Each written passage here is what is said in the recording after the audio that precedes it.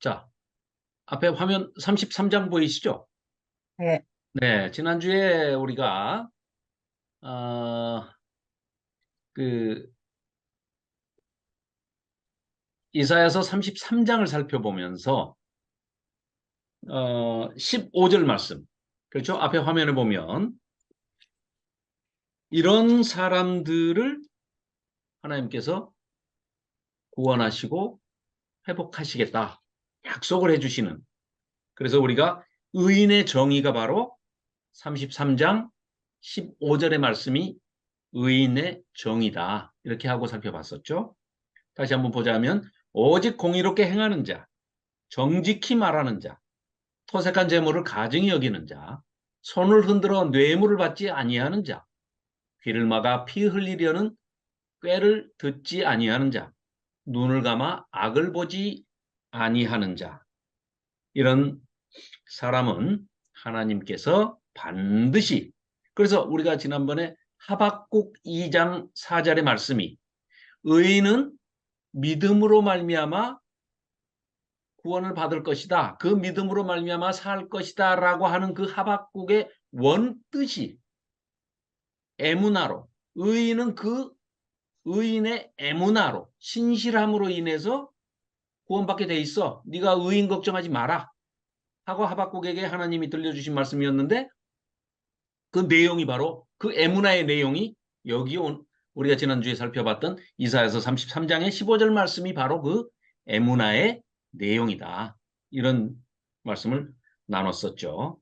그래서 이 33장 15절의 말씀은 한마디로 요약을 하면 하나님께서 기뻐하시는 하나님의 율법에 기초한 삶을 살아내는, 실천하는 그런 사람들을 지금 표현하고 있는 그런 내용이라고 할 수가 있겠습니다. 자, 그래서 또 22절 그가 우리를 구원하실 것임이라. 그렇죠? 그 말, 그가 하나님 여호와가 우리를 구원하실 것임이라. 이 말 뜻이 바로 이사야 자신의 이름의 뜻을 얘기하고 있는 것이죠. 예사 야후, 그것이 하나님께서 우리를 구원하실 것이다 이런 뜻이죠. 자, 그리고 24절 33장입니다. 그 거주민은 내가 병들었노라 하지 아니할 것이라. 거기에 사는 백성이 사죄함을 받으리라. 자, 이렇게 하고 33장까지 33장까지의 내용이 6가지 화를 쭉 이렇게 선포를 하면서 지금 최종 결론을 지난주에 우리 살펴봤을 때 34장 5절과 아니죠. 34장 8절과 35장 4절의 내용이 결론이었다 하고 우리가 체크를 해놨었죠. 네, 그러면 그 내용이 화가 있을 것이다 하고 6가지의 화를 선포하셨는데, 화 있을진저, 거기에 대한 최종 결론이 뭐라고요? 34장 8절, 이것은 여호와께서 보복하시는 날이요 낙함, 하나님께서 원수를 갚아주신다는 거예요. 억울함을 풀어주시겠다는 얘기입니다. 시온의 송사를 위하여 신원하시는 해라. 신원이라는 게 억울함을 풀어주다 이런 뜻이라고 그랬죠. 그런데 시온은 예루살렘의 별칭입니다. 그러니까 송사는 재판을 계속 한다는 거예요. 너무 억울하니까 쉽게 얘기하면 시온이, 예루살렘이 하나님께 계속 고소를 하는 거예요. 저렇게 나쁜 놈들이 우리를 이렇게 괴롭히고 있는데, 하나님의 백성을 괴롭히고 있는데 이거 그대로 보고만 계시겠습니까 하고 고소장을 계속해서 하나님께 법정 용어로 따진다면 송사를 하고 있는 거예요. 재판을 거는 거예요. 그랬더니 재판장이신 여호와께서, 하나님께서 어떻게 하신다고요? 억울함을 싹 풀어주시겠다. 신원해 주시겠다. 쉴룸, 쉴림, 이런 뜻이 신원하다 이런 뜻인데요. 그 어근이 그 원뿌리가, 낱말의 뿌리가 샬렘임. 우리 인사할 때 샬롬 그러죠. 평강, 편안, 평안, 샬롬. 이 단어가 이 신원하다의 어근입니다. 그러니까 다시 얘기하면 억울함이 없다. 억울함이 풀어졌다. 그래야 내 마음에 평화가 있고 평강이 있고 샬롬이 있는 것이지 억울함이 계속 남았어요. 나는 구원을 받았지만 이게 온전한 것 같지가 않아요. 그래서 구원의 방법으로 지난번에 심판과 신원하심이 반드시 있어야 된다 말씀드렸었죠.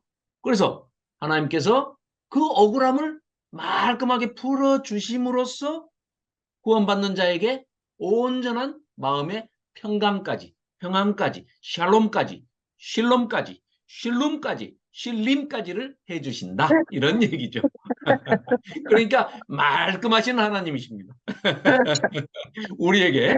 그러니까 구원받는 자에게는 정말 깔끔하게 뒤끝 하나도 없이 억울함도 다 풀어주시는 구원이고 반대편에 악을 행한 자에게는 뭐예요? 엄청난 심판이 기다리고 있고 화가 기다리고 있고 그들에게는 재앙의 날이고 끝장나는 날이죠. 그런데 34장에 딱 들어와서 그 끝장을 누구를 내느냐?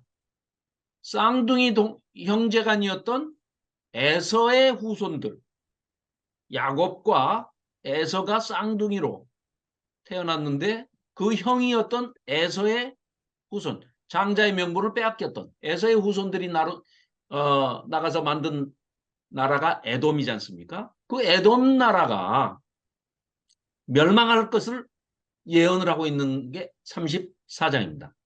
네, 그 뭐 어디 여백이 있으시면 여백에다가 이걸 써놓으시면 좋겠어요. 예레미야니까 램 하시고 49장 7절부터 22절까지. 램, 에레미야 49장 7절부터 22절까지. 그리고 또 에스겔입니다. 겔 35장 1절부터 15절까지. 그리고 오바댜, 여기 앞에, 네네네, 여기 보시면, 자, 아모스서 1장 11절부터 12절까지가 에돔 멸망에 대한 예언입니다. 성경에 여러 군데 지금 에돔 족속의 멸망을 예언하고 있습니다. 오바댜서는 뭐 오바댜 전체고요.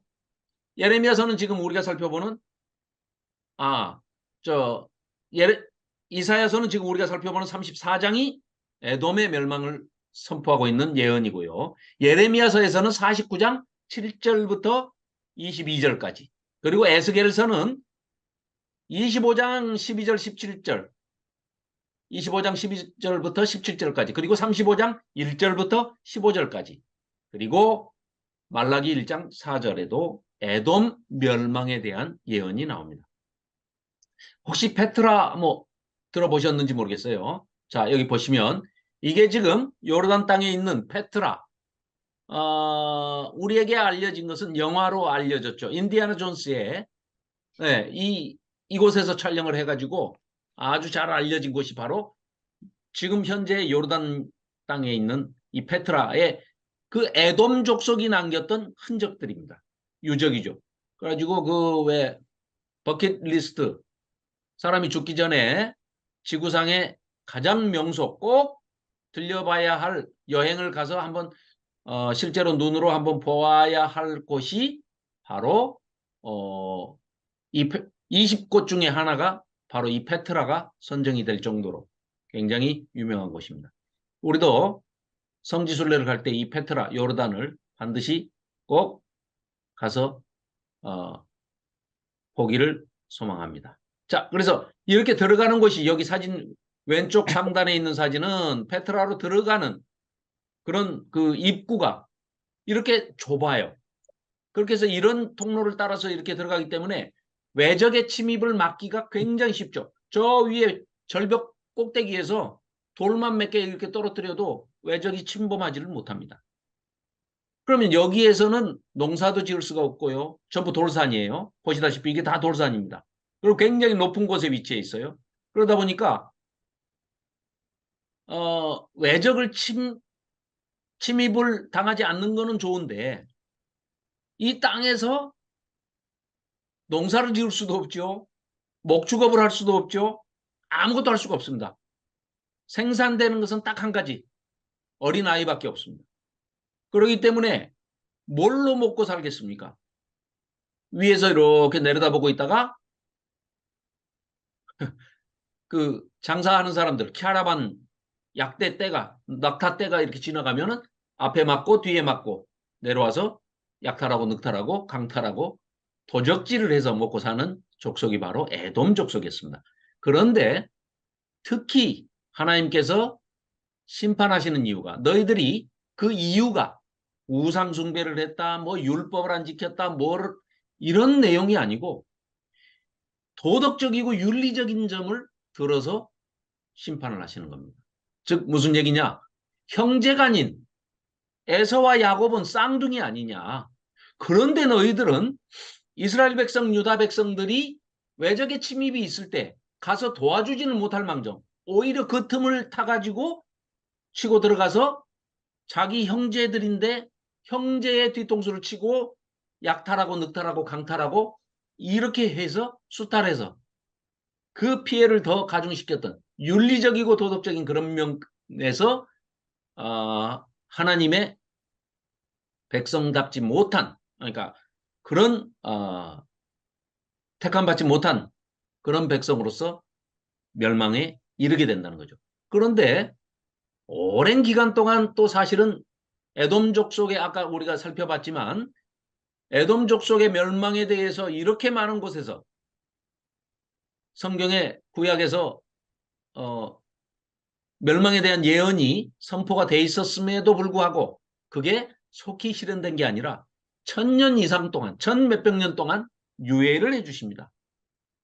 그렇게 하셨는데도 결국은 너무 악하게 굴었기 때문에 멸절이 되는데 언제 그 멸절이 되냐면요. 구체적으로는 AD 아니 그 주전 그러니까 BC 135년에서 140년 사이 그 어간에 그 하스몬 왕가가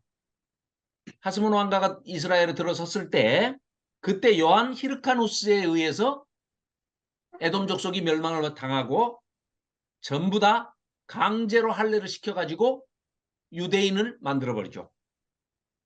거기에서 나중에 그 결국은 예수님 당시에 와서 왕으로 군림했던 헤롯이 그 바로 에돔 족속입니다. 그래서 그 나중에는 지금 오늘 우리가 살펴보는 34장에서 볼 수 있듯이 완전히 멸절당해가지고 동물들만 살게 되는 그런 아주 그 처참한 멸절, 완전히 끝장나는 그런 멸망에 이르게 됩니다. 자, 본문을 한번 살펴보겠습니다. 에돔의 멸망을 모든 나라들이 듣고 경계를 삼아야 한다 하고 선포를 하시는데 이게 또 이 중에 이 34장에 또 오해가 되는 그런 그 구절들이 많이 있습니다. 그런데 자, 제가 한번 읽겠습니다. 자, 34장 1절입니다. 열국이여 너희는 나와 들을지어다. 민족들이여 귀를 기울일지어다. 땅과 땅에 충만한 것, 세계와 세계에서 나는 모든 것이여 들을지어다. 자, 이렇게 피조 세계에서 특히 동물들까지도 자, 또 열방들 니들 잘 봐라. 에돔이 멸망해. 왜 멸망하는지 잘 들어봐. 또 어떻게 멸망하는지 하시면서 2절 대저 여호와께서 열방을 향하여 진노하시며 그들의 망군을 향하여 분을 내사 그들을 진멸하시며 살육당하게 하셨은즉 그 살육당한 자는 내던진 바 되며 그 사체의 시체의 악취가 솟아오르고 그 피에 산들이 녹을 것이며 하늘의 만상이 사라지고 하늘들이 두루마리같이 말리되 그 만상에 쇠자나무 포도나무 잎이 마름 같고 무화과나무 잎이 마름 같으리라. 여호와의 칼이 하늘에서 족하게 그 피를 마셨은즉 보라 이것이 에돔 위에 내리며 그 에돔을 진멸하시기로 한 백성 위에 내려 그 에돔 족속을 하나님께서 심판하실 것이라. 자, 어떻게까지 심판을 하시냐? 여호와의 칼이 피, 곧 어린 양과 염소의 피에 만족하고 기름, 곧 순양의 콩팥 기름으로 윤택하니 이는 여호와를 위한 희생의 보스라에 있고, 자, 이 보스라는 이제 지명 이름인데요. 자, 큰 살육이 에돔 땅에 있습니다. 그냥 에돔 나라를 얘기하는 거예요.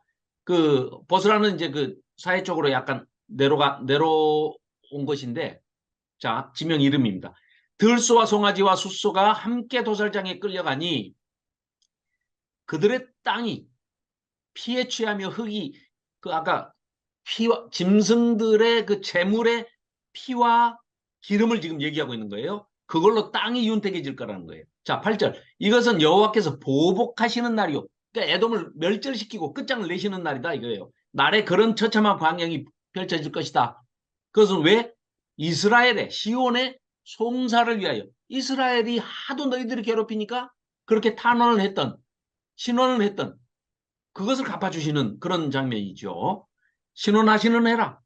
에돔의 시내들은 변하여 역청이, 그러니까 에돔에 흐르는 시냇물이 뭐가 된다고요? 거기 있는 동물들이 다 인간이고 짐승들이고 다 죽어가지고 땅속에 묻히게 되면 뭐가 되죠? 그게 기름이 되잖아요. 원유. 네, 석유. 그 역청이, 그러니까 물이 그냥 역청이 될 정도로 다 죽는다는 그런 표현을 이렇게 하고 있는 겁니다. 자, 그리고 그 티끌은 유황이 되고, 그래서 거기서 그 땅은 불붙는 역청이 된다. 그러니까 원유를 얘기하는 거예요. 연료. 낮에나 밤에나 꺼지지 아니하고 그 연기가 끊임없이 떠오를 것이며 세세 황무하여 그리로 지날 자가 영영이, 사람이 이제 흔적도 없을 것이다. 사는 사람이. 당하새는 그 요즘 말로는 펠리칸. 혹시 그 펠리칸 아십니까? 펠리칸? 부리가 이렇게, 예, 맞습니다. 김경희 집사님이 뭐 그 펠리칸을 꼭 본 사람처럼 그렇게 흉내를 내시네. 그래요. 여기 물주머니 이렇게 있어가지고 여기다가 물고기 이렇게 담아갖고 와가지고 자기 새끼들한테 이렇게 다시 개원해서 그 주머니에서 꺼내가지고 이렇게 먹이고 그러죠. 그런 당하새, 펠리칸이죠. 그 펠리칸과 고슴도치가 그 땅을 차지하며 부엉이와 까마귀가 거기에 살 것이라. 자, 지금 말하고 있는 이런 펠리칸, 고슴도치, 부엉이, 까마귀. 사실 우리가 이름만 알지 인간들하고 많이 떨어진 곳에서 섞이지 않고 친화되지 않은 상태에서 사는 야생동물들이죠. 보기가 힘들죠, 우리가. 그러면 이런 동물들이 와서, 희귀동물들이 와서 살 정도면, 인간하고 친하지 않는 동물들이 와서 살 정도면 어떻다고요? 인간이 거기에 한 사람도 없이 다 죽어버렸다. 그러니까 그런 동물들이, 인간하고 친숙하지 않은 그런 동물들이 와서 살게 될 것이다. 여호와께서 그 위에 혼란의 줄과 공허의 줄을 들이우실 것인즉. 그 부엉이도 미네르바라고 하는데 그 지혜를 상징하는 새입니다. 새. 그래서 미네르바, 부엉이. 옛날에 그 미네르바라는 필명을 썼던 사람이 있었는데 그 유튜브에서 또 뭐 그런, 얼마 전에 그런 일이 있었어요. 코미디 같은 일이. 자, 그래서 그들이 12절입니다. 국가를 이으려하여 귀인들을 부르되 아무도 없겠고, 사람이 없어요. 모든 지도자들도 방백도 없어요. 없습니다. 그 궁궐에는, 그러니까 인간들이 살던 그 왕궁 궁궐에는 이미 폐허가 돼가지고 가시나무가 나며 그 견고한 성에는 엉겅퀴야 새품이 자라서 승냥이가 와서 거기다가 굴을 만들고 타조가 사는 곳이 될 거랍니다. 자, 들짐승이 이리와 만나며 순념소가 그 동류를 부르며 올빼미가 거기에 살면서 쉬는 처소로 삼으며 부엉이가 거기에 깃들이고 알을 낳아까서 그 그늘에 모으며 솔개들도 각각 제 짝과 함께 거기에 모이리라. 그 짝이란 데다가 동물뱅이 하나 해놓으십시오. 너희는 여호와의 책에서 찾아 읽어봐라. 이것들 가운데서 빠진 것이 하나도 없고 제 짝이 없는 것이 없으리니 이는 여호와의 입이 이를 명령하셨고 그의 영이, 여호와의 영이 이것들을 모으 모아셨습니다. 이것들을 모았다는 것은 이것들이 뭘까요? 앞에 말하는 동물들이겠죠. 네. 동물들을. 그 동물들을 다 모았다는 거예요. 하나님의 영이. 자, 그럼 그 위에 여호와의 책에서 한번 찾아 읽어봐라 하는 얘기는 이것들 가운데서 빠진 것이 하나도 없고 제짝이 없는 것이 없다 하니까 이걸 가지고 이건 지금 동물을 얘기하고 있는데 이걸 갖다가 오해해가지고 신천지 같은 데서는 여호와의 말씀에 짝이 다 있다. 그래가지고 말씀 짝을 찾아가지고 그 비유풀이를 한다고 엉터리 같은 그런 그 자가당착의 그런 비유, 아전인수격의 그런 비유풀이를 하고 있습니다. 순전히 엉터리입니다. 여기 아까 짝 하는 것은요. 히브리어로 레우타흐라는 말이거든요. 단어거든요. 그거는 암컷 짝을 얘기하는 거예요. 암컷 짝. 그러니까 무슨 얘기냐? 지금 얼마나 에돔 족속이 이렇게 철저하게 망해가지고 사람이 한 사람도 살 수가 없는 그런 곳이 돼서 왕궁, 궁궐에까지 동물들이 와가지고 처소를 다 만들고 자기들끼리 다 번식을 하고 거기서 동물원을 만들어서 그냥 온갖 동물들이 다 모여 사는데 다 짝을 그 동물들이 짝을 이루어가지고 암컷이 수컷 짝과 함께 동물 짝짓기를 하면서 쌍쌍바띠를 하면서 산다는 거예요. 그래서 여기서 말하는 짝 하는 게 여자 동료, 암컷 이거예요. 레오트 그리고 레오타크 그러면 암컷 짝을 얘기하는 겁니다. 그래서 짐승들이 각각 쌍쌍파티 짝을 다 이루어 가지고 이 동물 왕국이 된다. 이런 얘기입니다. 이걸 무슨 여호와의 책에서 하나님의 말씀이 다 짝이 없는 것이 없다 하면서 다 아니 하나님 말씀에 암컷이 있고 수컷이 있습니까? 이런 엉터리 해석을 하고 있습니다. 자, 우리는 그런데 속지 않아야 됩니다. 자, 그래서 여호와께서 그것들을 위하여 제비를 뽑으시며 그의 손으로 줄을 띄어 그 땅을 그러니까 그 땅이 뭐예요? 아까 말한 에돔 족속들이 차지하고 살던 땅 거기 궁궐까지 있었죠. 아까 그 사진 봤지만 궁궐 멋지게 지어놨지 않습니까? 돌로 그냥 벽을 그렇게 조각을 해가지고 그 땅이 궁궐을 얘기하는 겁니다. 그 궁궐을 그것들에게 나눠준다. 누구에게요? 동물들, 짐승들에게. 그것들이 짐승이죠. 동물들이죠. 그래서 그 땅을 짐승들에게, 그러니까 궁궐을 페트라가 쓰고 있는 에돔 족속이 쓰던 그 궁궐 땅을 짐승들에게 나눠주셨으며 그들이 하는 것은 짐승들이 영원히 거기 차지하며 대대로 거기에 살리라. 결국은 거기에 에돔 족속은 에돔 족속이 아니라 사람은 살지 못하는 땅이 돼버렸습니다. 그래서 아예 멸절돼 버렸죠. 에돔 족속은 끝장이 난 겁니다. 자, 그리고 자 이런 너무 멋있죠. 꼭 이 앞에 보시면 이렇게 멋진 곳은 꼭 가야 되겠죠. 이 페트라입니다. 페트라. 요르단 땅이고요. 인디아나 존스의 그 촬영지였었고 너무 멋있습니다. 야경도 아주 뭐 이렇게 요즘은 이제 이렇게 하나 봐요. 옛날에 여기서 그 세계 그 바리톤, 테너 뭐 이런 그 성악가, 세계적인 성악가들이 이곳을 배경으로 해가지고 그 공연도 했던 것을 본 기억이 어렴풋이 납니다. 아무튼 우리가 이제 시간이 성지순례를 할 때 반드시 들려야 할 곳 중에 하나입니다. 자, 이렇게 해서 34장은 에돔 족속의 멸망을 선포하고 있습니다. 자, 그리고 35장에서는 이스라엘 회복에 대한 말씀을 하시는데 이게 바로 우리가 나누고자 하는 천년 왕국을 말씀하고 있는 것입니다. 자, 35장 제가 읽어보겠습니다. 이스라엘 회복에 대한 말씀인데요. 10절까지 있는데 이 내용은 천년왕국을 생각하시면 됩니다.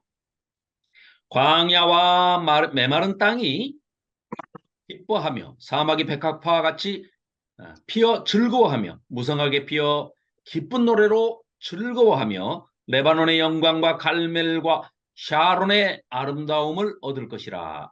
그것들이 여호와의 영광 곧 우리 하나님의 아름다움을 보리로다. 너희는 약한 손을 강하게 하며 떨리는 무릎을 굳게 하며 겁내는 자들에게 이르기를 굳세어라 두려워하지 말라. 보라 너희 하나님이 오사 보복하시며 갚아주실 것이라. 하나님이 오사 너희를 구하시리라 하라. 이 이사야의 이름의 뜻이죠. 또 이게 이사야 전체의 주제이기도 합니다. 결론이기도 하고요. 자, 그래서 그때에 할 때 그 그때라는 것이 하나님께서 말씀하시는 정하신 특별한 네. 어느 시점을 얘기하는 겁니다. 음. 그래서 그때에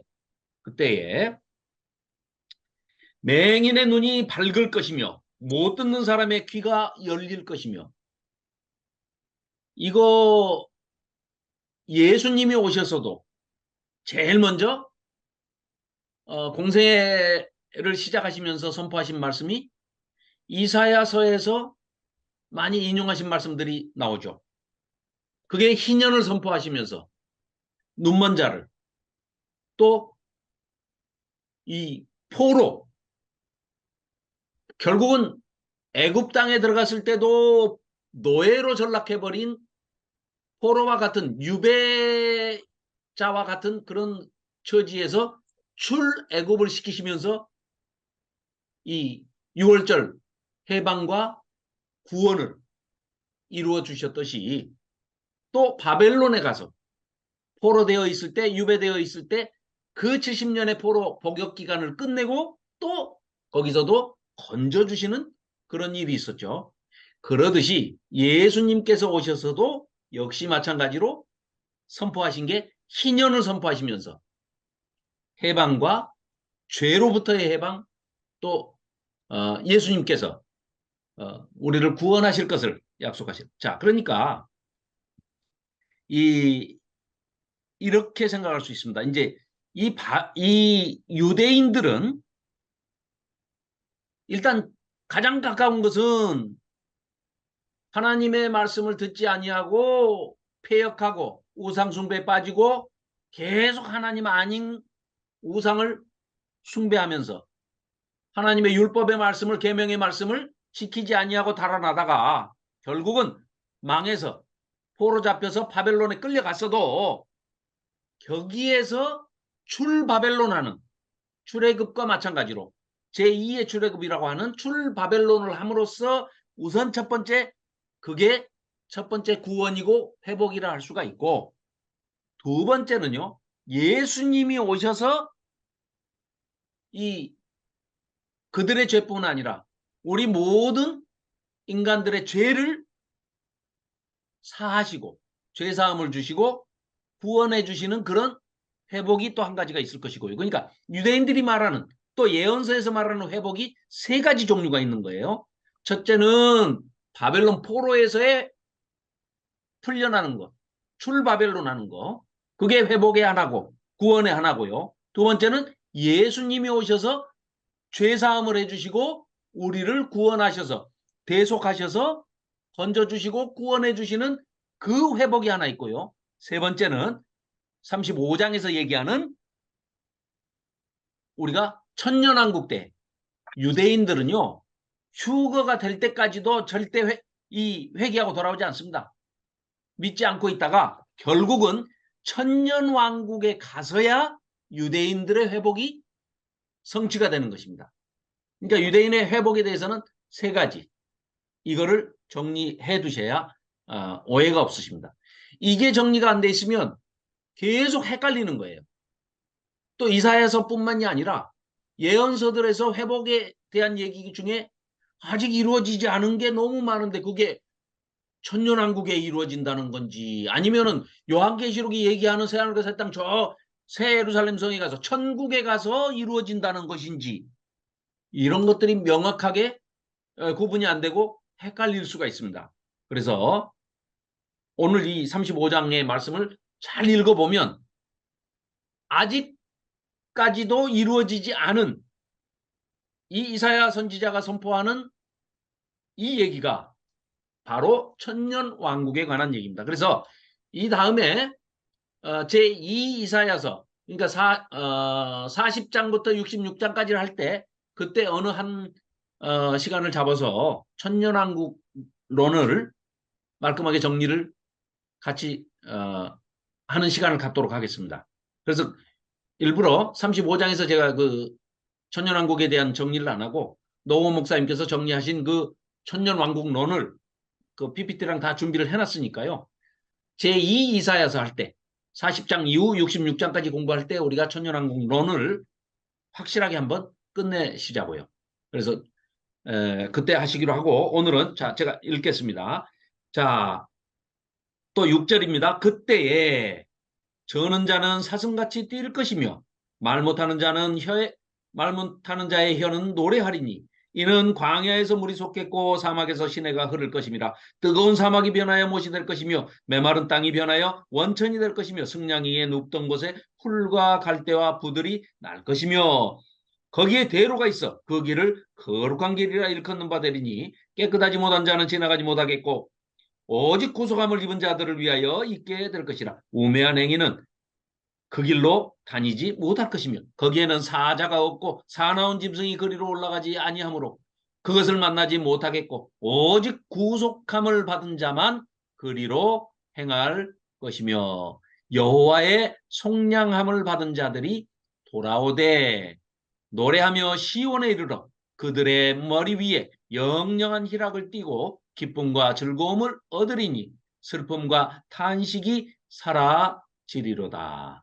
이게 바로 천년왕국 때에 이루어질 상황을 묘사하고 있는 예언이고 천국 우리가 종국사적 종말에 가서 진노의 7대접이 다 쏟아지고 또 휴거가 있고 이 공중 영접이 있고 예수님 재림 때 또 백보자 심판, 재림 이후에 백보자 심판 이 있기 전에 천년왕국이 그 사이에 있다는 것을 우리가 계시록을 할 때 배웠지 않습니까? 함께 살펴봤지 않습니까? 그랬기 때문에 지금 여기서 얘기하는 것은 천국에서 이루어질 것도 아니고 그 바로 예수님 재림과 심판 그 사이에 있을 천년왕국, 그 천년왕국에서 그 천년왕국의 대상은 누구라고요? 회복될 대상은 이스라엘 백성입니다. 유대인들입니다. 그래서 우리하고는 해당 사항이 없지만 그 유대인들이 구원을 받아 회복된 자, 남은 자, 돌아온 자들을 데리고 천국에 영생 복락하는 천국에 입성하는 것은 그때 구원받는 자들, 천년왕국을 지난 그러니까 우리하고는 상관이 없습니다. 천년왕국은. 자, 그런 말씀입니다. 그래서 지금 이 이스라엘 회복에 대해서 35장 1절부터 10절까지의 말씀이 천년왕국 때를 묘사하고 있습니다. 자, 그리고 난 다음에 36장부터 39장까지가 지난번에도 말씀드렸지만 히스기야 왕의 잘한 것과 못한 것, 공과를 기록을 해놨는데 이 이사야서 1장부터 뭐 66장 전체를 봐도 그렇고 또 39장까지만 본다 하더라도 그러니까 멸망해서 포로 잡혀가기 전까지의 상황이 39장까지인데요. 이 상황을 본다 해도 지금 이 두 왕을 내놓고 비교를 한다고 그랬죠. 처음에는 정신 나간 아하스 얼마나 정신 나간 짓을 해서 결국은 그때는 뭐 심각하게 심한 환란을 겪었죠. 그런데 두 번째 이제 이렇게 그 스토리텔링으로 이 내러티브 시어체로 이렇게 시로 전부 쓰여져 있는 이 이사야서가 산문체로 딱 들어간 게 아하스 왕의 기록과 히스기야 왕의 기록만 딱 이 저자가 내러티브 하듯이 스토리텔링 하듯이 이게 역사 이야기를 들려주는 걸로 딱 삽입이 돼 있거든요. 그래서 아하스 왕 때와 히스기야 왕이 딱 비교가 됩니다. 그러니까 이사야는 이 두 왕을 비교하면서 상당히 극명하게 대조가 되도록 하기 위해서 의도적으로 히스기야가 잘못한 부분은 상당히 많이 빼버렸습니다. 그러다 보니까 이 이사야서만 보는 사람은 히스기야가 어마어마하게 훌륭한 왕인 걸로 착각할 수도 있게끔 쓰여 있어요. 그러면 히스기야 왕이 이사야가 뭐 약간 이게 두둔하듯이 이렇게 쓰지 않고 냉철하게, 역사가들은 냉철하게 그대로 썼을 거 아닙니까? 그러니까 이 예언서만 보면 히스기야를 무지무지하게 착한 왕으로 오해를 하기가 쉽습니다. 그러기 위해서 여기 보면 위에 시작하기 전에 보면 뭐라고 쓰여 있습니까? 36장 시작하기 전에 왕하 18장 뭐 이렇게 표시돼 있죠. 성경에 안 돼 있습니까? 대하, 역대하 32장 뭐 안 돼 있어요. 안 돼 있는 성경은 그 좋지 않은 성경입니다. 네. 그 써 있는 성경은 무슨 얘기냐? 예언서 이거하고 연관이 있는 성경을 밝히고는 있지만 반드시 예언서, 선지서를 볼 때는 역사서와 함께 봐야 정확하게 우리가 그 시대 상황을, 위기 상황을 명확하게 알 수가 있다. 이것을 항상 생각하셔야 됩니다. 자, 먼저 그러면은 열왕기하 앞쪽으로 가가지고 18장 13절부터 한번 볼까요? 열왕기하 18장 13절 앞에 열왕기하 18장 13절 열왕기하 18장 13절 자, 제가 읽어보겠습니다. 구약성경 593쪽 앞입니다. 앞쪽에 593쪽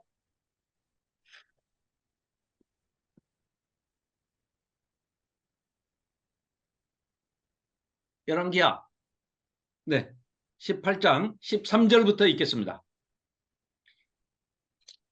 593쪽입니다. 찾으셨나요? 네. 자, 지금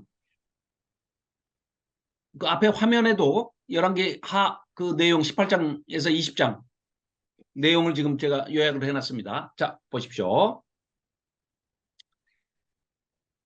자, 18장 그 7절부터 보겠습니다. 7절부터 18장 7절 여호와께서 그와 함께 하심에 그가 어디로 가든지 형통하였더라.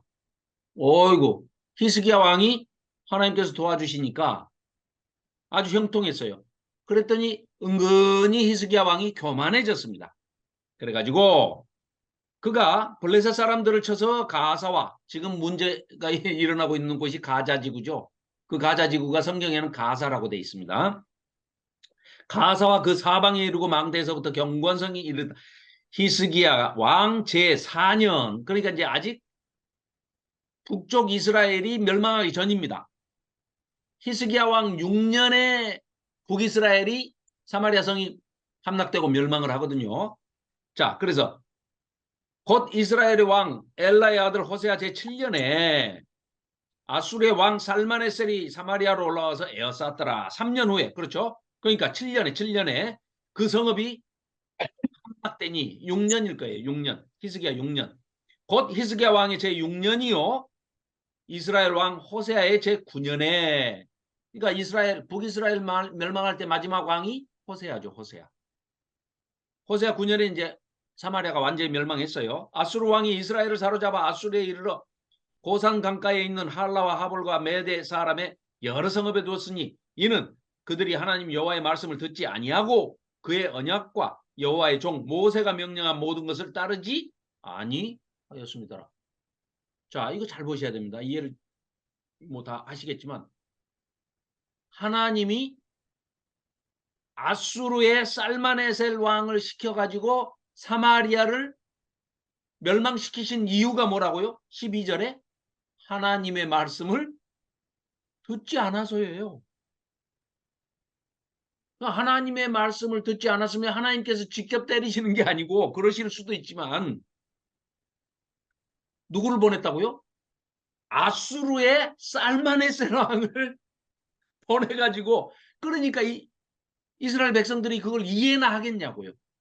자기들보다 더 못되고 우상을 더 많이 섬기고 그렇게 이상한 짓만 하고 있는 아수르의 살만에세를 시켜가지고 자기들을 멸망시키면은 하나님 이게 의인 죽습니다 하고 간식하고 울부짖고 외칠 거 아닙니까? 그런데 벌써 지금 열왕기 하서에도 정확하게 그 이유를 너희들 망해. 북이스라엘 너희 망해. 그것도 아수르한테 망해. 왜 망해? 말을 안 들어서.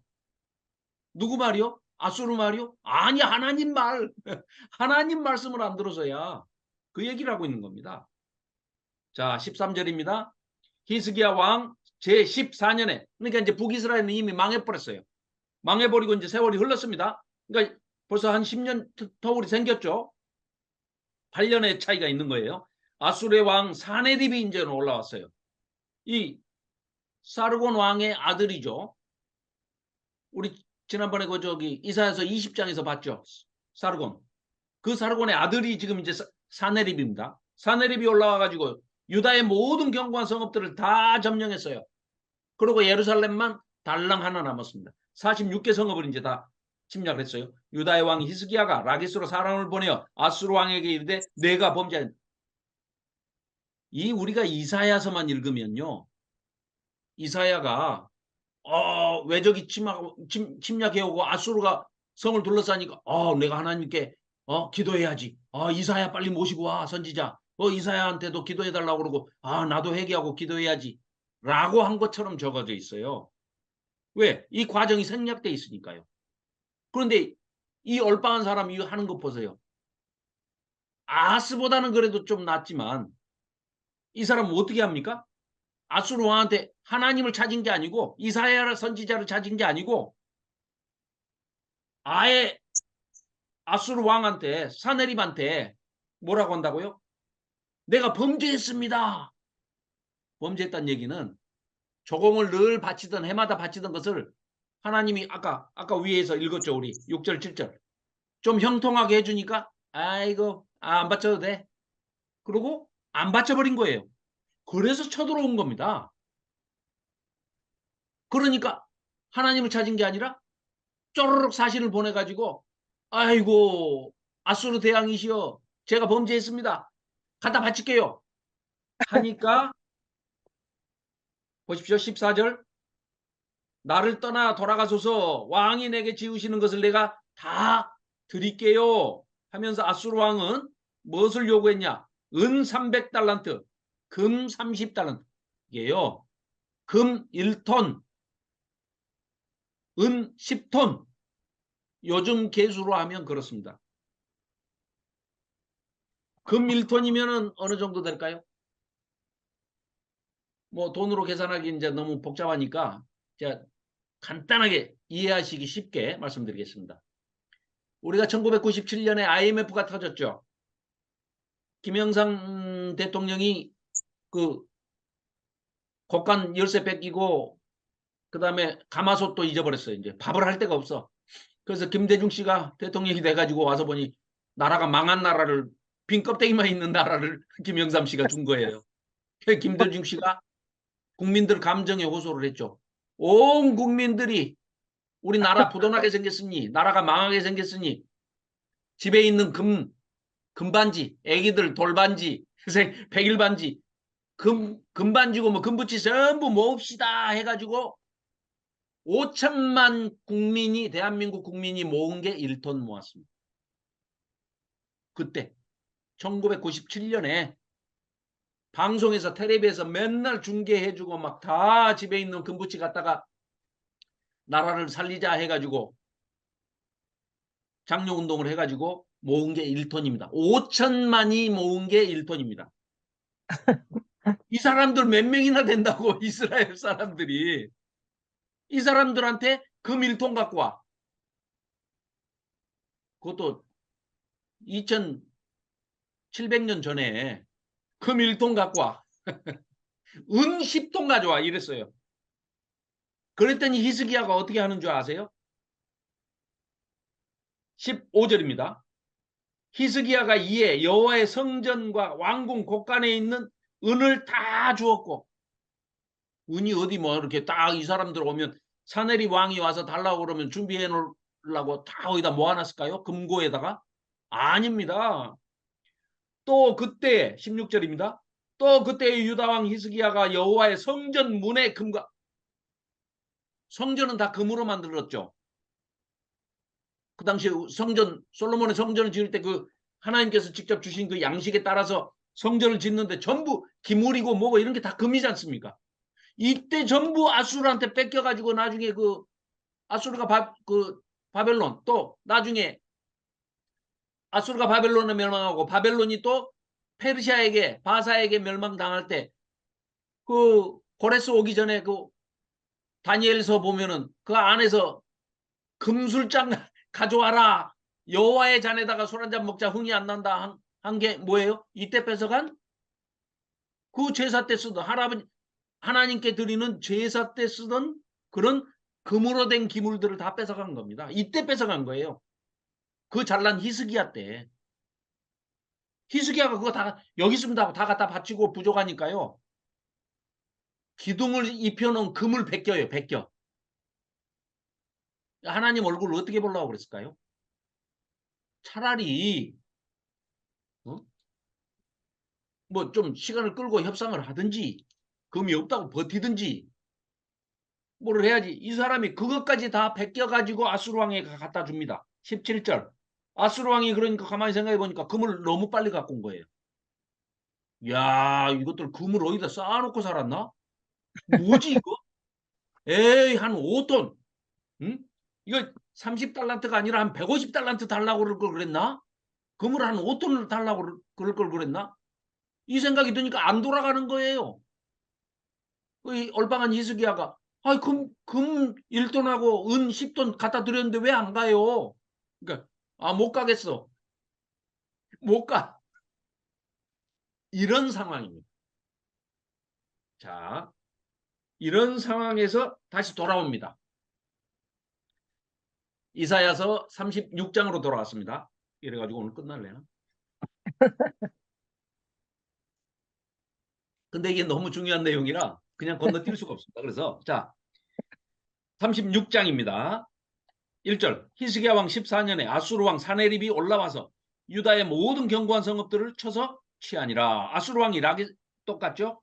랍사게 자기 밑에 군대 장관 보냈어요. 자, 하면서 하는 얘기가 5절 보세요. 36장 5절. 자, 이 시간도 전략할 겸 우리가 앞에 화면을 한번 보시면서, 자,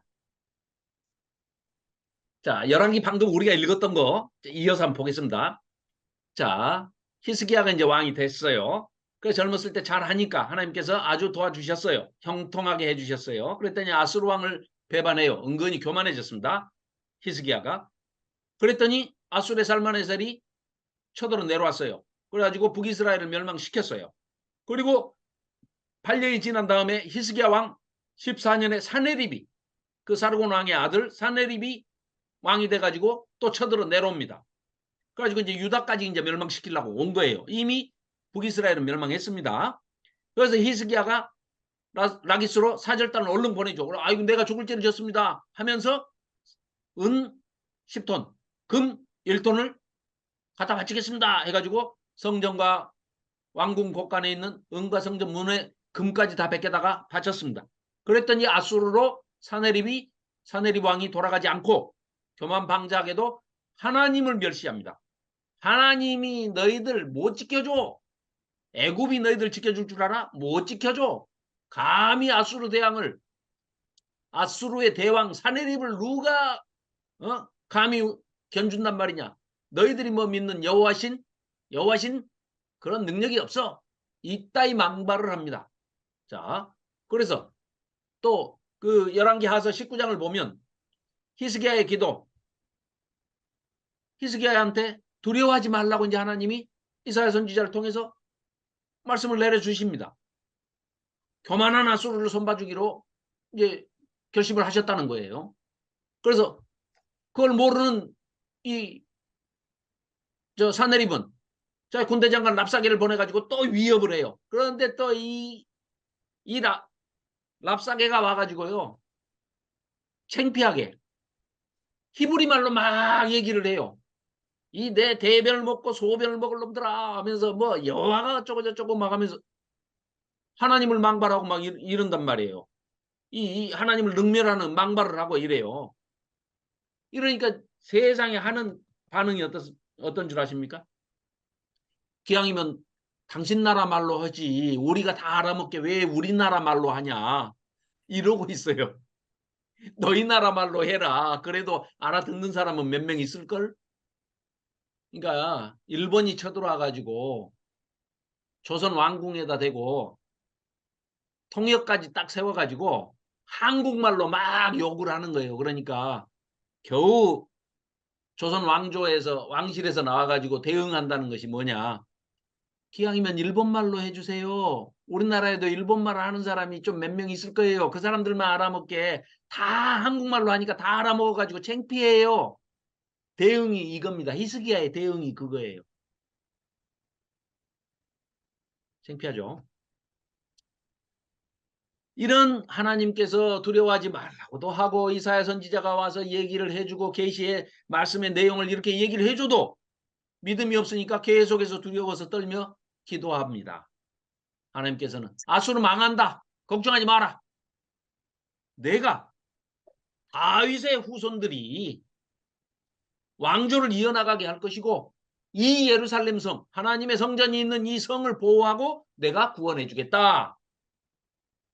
이사야 선지자를 통해서 그렇게 얘기를 하시면서 징표까지 보여주시고 그 다음에 하룻밤에 아수르 군대 18만 5천 명이 죽고 사내립이 랍사게와 함께 꽁지가 빠지게 아수르로 패퇴해서 도망가는 그리고 또 도망가서 거기서 이제 세월이 조금 흐른 다음에 사내립이 아들 손에 죽습니다.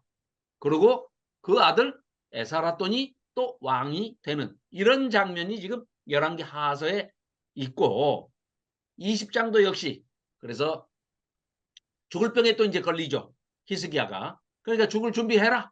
이러는데 이거 내가 젊었을 때 좀 그래도 잘한 것이 있지 않습니까? 한 번만 봐주세요 하고 울고불고 매달립니다. 히스기야가. 그래서 또 마음 약하신 하나님께서 근데 다윗의 왕조를 지켜주시겠다고 하신 다윗과 하신 언약이 있어요. 그런데 마침 이 히스기야가 자식이 없습니다. 그래서 왕위를 이어나갈 계승할 왕자가 없어요. 그러다 보니까 아마 뭐 그래서 그 언약을 지키시기 위해서 하나님께서 히스기야의 병을 15년 연장시켜 주신 걸로 학자들은 얘기를 합니다. 그래서 믿음이 없어서 징조를 구하는 이 히스기야에게 징조까지 보여줘가면서 생명을 15년 연장을 시켜줬습니다. 그러고 이제 패퇴해서 가고 난 다음에 이 바벨론에서 저 바벨론은 그때 이제 이 신흥 바벨론이 이제 막 일어나기 시작할 때라 제일 강적이 아수르예요. 아수르를 한 방에 물리친 왕이 히스기야라 하더라. 히스기야 왕하고 남유다하고 손을 잡으면 아수르를 어떻게 해볼 수 있겠구나 해가지고 바벨론에서 사절단을 보냈어요.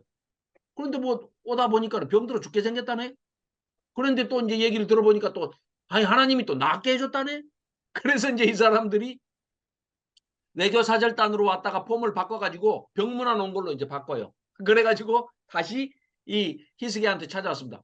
그랬더니 세상에 히스기야가 하나님을 자랑하고 하나님을 드러내고 하나님께 영광을 돌리는 게 아니고 은근히 교만해져가지고 우쭐대면서 지가 뭔가를 한 것처럼 하면서 내가 이런 사람이야 하고 내가 아수르를 물리쳤더니 말이야 이 근동 주변에 있는 모든 나라들이 다 금을 갖고 오고 막 바치고 금은 보아 모든 진귀한 것들을 갖고 와서 나한테 다 이렇게 조공을 바치네 하면서 뻐기면서 안에 있는 걸 다 보여줬습니다.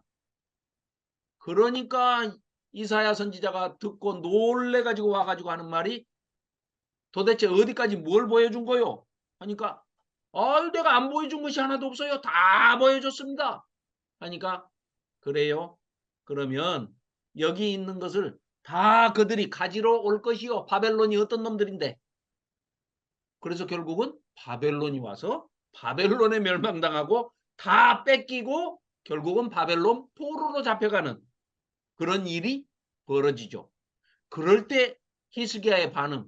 그게 언젠데요? 네 때는 아니고 네 자식들 때 그런다 하니까 아이고 다행입니다.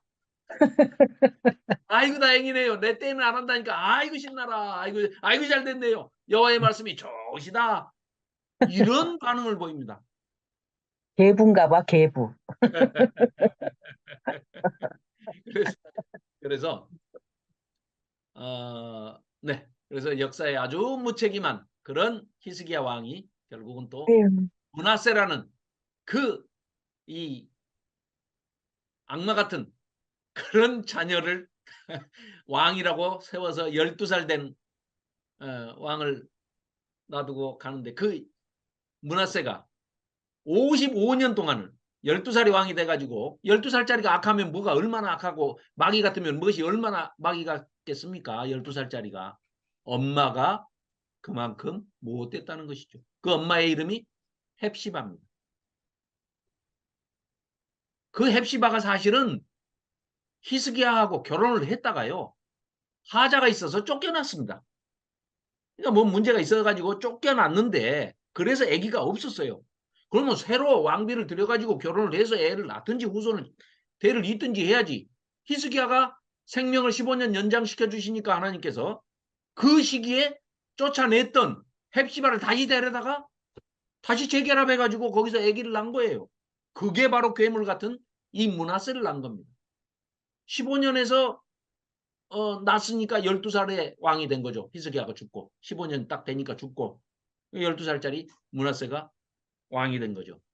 결국은 그렇게 해서 이 므낫세 때문에 남유다가 멸망당하는 하나님께서 뭐 멸망시키시는 직접적인 원인을 이 므낫세 때문이다라고 하실 정도로 얼마나 화가 나시고 한이 맺히셨는지 그런 말씀을 하십니다. 자, 그래서 우리가 이제 이 병행해서 36장, 37장, 38, 39장까지를 이 열왕기하서하고 병행해서 같이 이렇게 살펴보겠습니다. 자, 10분간 쉬고 아무리 진도가 밀려 있더라도 10분간 휴식을 취한 다음에 9시 13분에 다시 뵙겠습니다. 좀, 예, 식사 안 하신 분들 식사하십시오.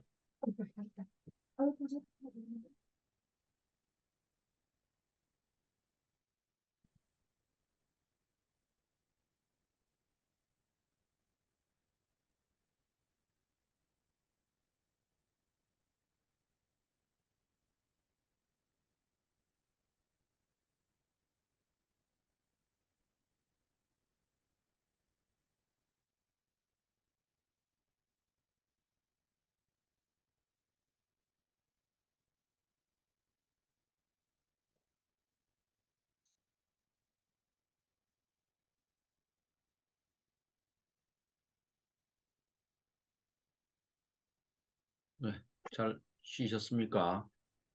네, 10분간 휴식을 하니까 아주 좋네요. 아, 됐어. 이렇게 나오면 됩니다. 자, 네. 그래서 이 36장부터 39장까지를 이제 방금 우리 열왕기 하서 조금 이따가는 이제 역대 하서하고 같이 비교해 가면서 보도록 하겠습니다. 자, 그래서 36장으로 돌아왔습니다. 히스기야 왕 14년에 아까 똑같죠? 열왕기서하고 자, 내용이 똑같습니다. 아수르왕 사네립이 이제 왔어요. 그래 랍사게를 보냈습니다. 그러면서 하는 얘기가 그들이 주장하는 거는 이렇게 조롱을 합니다. 6절. 보라, 네가 애굽을 믿어? 자, 북쪽에서 아수르가 쳐들어오면 남쪽에 있는 애굽한테 쪼르륵 달려가서 손을 벌려요. 또 애굽이 쳐들어오면 북쪽에 가서 아수르한테 손을 벌려요.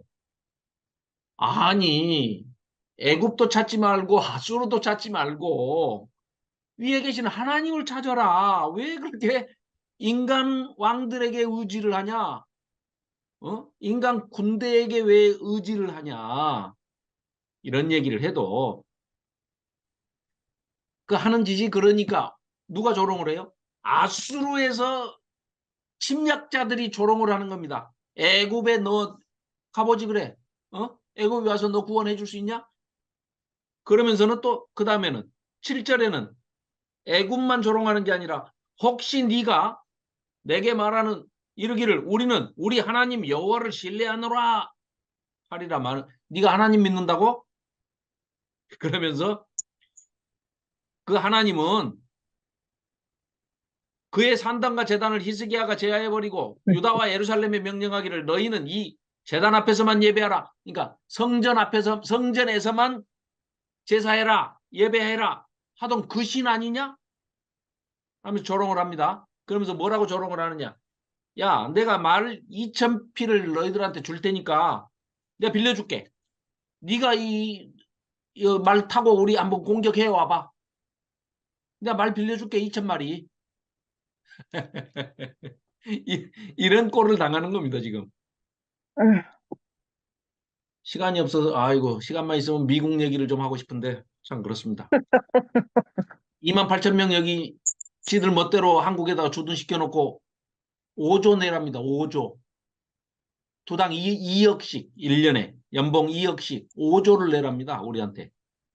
쥐들이 사용료를 내고 있어도 누가 여기 있으라고 그랬어요? 자, 그건 냅두고. 자, 10절입니다. 내가 이제 올라가서 너희 이스라엘 예루살렘을 멸할 것이야. 여호와의 뜻이 없음이겠느냐? 여호와께서 내게 이르시기를 올라가 그 땅을 쳐서 멸하라 하셨느니라. 이거 너희들이 믿는 하나님이 나보고 가서 치라고 그런 거야 이놈들아. 이런 얘기입니다 지금. 자, 그러니까 겨우 한다는 소리가 뭐예요? 11절. 아람 방언을 하니까 제발 11절 끝에 유다 방언으로는 말하지 마십시오. 창피합니다. 히브리 말로 하니까 우리가 다 알아먹어버려요. 랍사게가 이르되 내 주께서 자기 주라는 거는 그 사네립 왕을 얘기하는 거죠. 사네립이 이 일을 내 주와 내게만 말하라고 나를 보내신 것이냐? 너희와 함께 자기의 대변을 먹으며 자기의 소변을 마실 이건 뭡니까? 전쟁이 일어나서 성을 에워싸가지고 식량이 안에서 먹을 게 다 떨어져 버리면 마실 물도 없고 그러면 결국은 대변을 말렸다가 먹을 게 없으니까 그걸 먹게 되고 소변을 받아놨다가 그걸 마실 물이 없으니까 그걸 마시게 되는 그런 극한 위기 상황, 죽기 일보 직전의 상황을 이런 식으로 이제 조롱하면서 지금 그 농락하고 있는 겁니다. 성에 앉은 사람들에게도 하라고 보내신 것 아니냐. 그러니까 이에 랍사게가 일어나서 유다 방언으로 더욱 크게 외치는 겁니다. 아이고 이런 참. 20절입니다. 이 열방의 신들 중에 어떤 신이 자기의 나라를 내 손에서 건져냈기에 여호와가 누군데 여호와가 능히 예루살렘을 이 사네립 대왕의 아수르 대왕의 손에서 건져내겠느냐? 옛날 다윗 때 이랬었죠. 골리앗 블레셋 족속들이 하나님을 능멸하니까 다윗이 돌멩이 세 개 들고 나가가지고 세 개 다 쓰지도 않고 돌멩이 하나 던져서 골리앗을 물리치지 않습니까? 그때는 뭐였어요? 다윗이 의분을 나의 하나님을 조롱하는 극악 무도한 놈들 하고 의분을 떨쳐 일어났던 거죠. 여기는 그런 사람이 아무도 없습니다. 다윗의 후손이지만 다윗 같은 자가 하나도 없어요. 그런 상황이라는 걸 보여주고 있는 거죠. 그랬더니 괜히 옷만 찢고 뭐 자기들은 옷만 찢어요. 옷만. 22절에 옷을 찢었답니다. 자, 그러고 이제 37장으로 넘어가서 히스기야 왕이 듣고 자기의 옷을 찢고 굵은 베옷을 입고 여호와의 전으로 갔고 금 갖다 바치기 전에 기도를 하든지 금 갖다 바치기 전에 이사야를 찾든지 했어야 되지 않겠습니까? 금 갖다 바치기 전에 하나님 전에 나가서 기도를 했어야죠. 하나님을 찾았어야죠. 근데 다 바쳐도 안 가고 와서 또 이 하나님까지 조롱을 하니까 이제 그때서 아이고 이제 진짜로 죽었구나 하고 마지못해서 이제서 하나님을 찾는 겁니다. 그래서 2절 끝에 아모스의 아들 선지자 이사야에게로 자기 엘리야김과 셈나와 이 이제 파견대들을 보내는 겁니다. 그래서 그들이 이사야에게 갔어요. 가가지고 히스기야의 말씀에 오늘은 환난과 책벌과 능력의 날입니다. 아이를 낳으려고 해도 해산할 힘이 없을 정도로 이런 상황이 돼버렸습니다. 이스라엘 이 남유다가. 당신의 하나님 여호와께서 자기들의 하나님은 아니에요. 이사야만의 하나님이에요. 말하는 거에서도 벌써 지금 자기들은 하나님과 관계가 없는 사람이라는 걸 드러내고 있잖아요. 당신의 하나님 여호와께서 랍사게의 말을 다 들으셨을 겁니다. 그러니까 살아계신 하나님을 회방하였으니까 즉 당신의 하나님 여호와께서 혹시 그 말을 듣고 화가 나셔가지고 랍사게 저놈 입을 쫙 찢어놓지 않겠어요? 이런 얘기를 하는 겁니다. 와서 당신은 이 남아있는 자를 위하여 기도하라 하시더이다. 제발 기도해 주세요 하고 이제 이사야한테 찾아와서 하는 얘기입니다. 그래서 6절입니다. 여호와께서 제발 아수르 좀 두려워하지 마라. 하나님께서 그러셨다. 6절 여호와께서 이같이 말씀하시되 너희가 들은 바 아수르의 왕의 종들이 나를 능욕한 말로 말미암아 하나님을 조롱했다고 그래서 너희들 두려워하지 마. 보라 내가 영을 그의 속에 두리니 그가 소문을 듣고 자 지네 아수르 나라에서 들려오는 소문을 듣고 다시 고국으로 돌아갈 것이며 활 한 방 쏴보지도 못하고 갈 거야. 그러고 내가 그를 그 사네립 왕을 지네 고국 아수르 나라에 돌아가서 자기 아들의 손에 칼에 죽게 만들 거야. 이렇게 말씀하신 거예요. 근데 이게 그대로 다 이루어졌지 않습니까?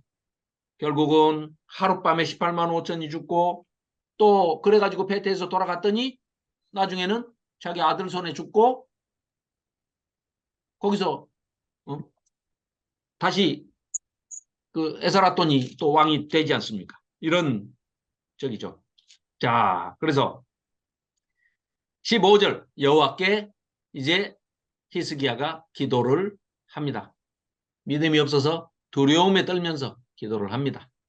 자, 그래서 37장에 자 21절부터 35절까지는 아수르의 교만함을 다 알고 계시는 하나님께서 자 히스기야의 아주 신앙 고백적인 이제 죽을 판 되니까 이런 기도를 합니다.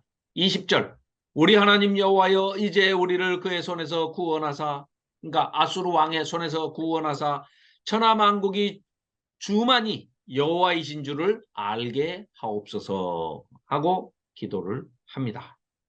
그래서 이사야가 사람을 보내서 히스기야에게 말을 전합니다. 이스라엘의 하나님 여호와께서 말씀하시되 네가 히스기야죠. 히스기야. 네가 아수르의 사네립 왕의 일로 내게 기도하였도다. 다 하나님께서 기도한 것을 들었다. 히스기야야. 그에 대해서 이같이 뭐라고? 이스라엘의 거룩하신 하나님께서 자 29절 네가 나를 거슬러 분노한가? 여기서 이제 너라는 거는 읽어보시면 아수르 왕을 얘기하는 겁니다. 예, 사네립을 얘기하는 거예요. 네 오만함이 교만하다는 거예요. 내 귀에 들렸으므로 내가 갈고리로 네 코를 꿰매 재갈을 네 입에 물려. 이거 아수르 왕을 얘기하는 겁니다. 너를 오던 길로 돌아가게 하리라. 이렇게 하셨다는 거예요. 아, 이거 뭐. 그래서 이제 그 징조로서 30절. 징조를 보여주십니다. 왕이여 이것이 왕에게 징조가 되리니 올해는 스스로 난 것을 밭에서 난 것을 먹고 둘째 해는 또 거기서 난 것을 먹되 셋째 해는 3년째 되면 지금 이제 황폐하게 됐으니까 3년째 되면은 심고 거두며 포도나무를 심고 그 열매를 먹게 될 것입니다. 평화가 회복이 완전히 될 것입니다. 이게 징표라는 거예요. 징조라는 거예요. 걱정하지 말아라. 32절 이는 남은 자가 예루살렘에서 나오며 피하는 자가 시온산에서 나올 것임이라 만군의 여호와의 열심이 하나님의 질투심이 하나님의 질투심입니다. 여호와 킨나 여호와 칸나 하나님이 질투가 많으셔서 다른 우상들 그따위 것들 그 잡신들 그들 믿지 마라. 하나님의 열심이 하나님의 질투심이 이것을 다 이루어내신다. 자기 백성을 지키신다. 이 말씀입니다. 35절입니다. 대저 내가 나를 위하여 내 종 다윗을 위하여 이 예루살렘 성을 보호하며 구원하리라 하셨나이다 하니라. 36절입니다. 35절 별표해 놓으시고 36절도 별표해 놓으십시오. 아주 이 암울한 시기에 여호와의 사자가 나가서 아수르 진중에서 18만 5천인을 쳤으므로 누가요? 여기서는요. 이스라엘 군대가 한 명도 나간 적이 없습니다.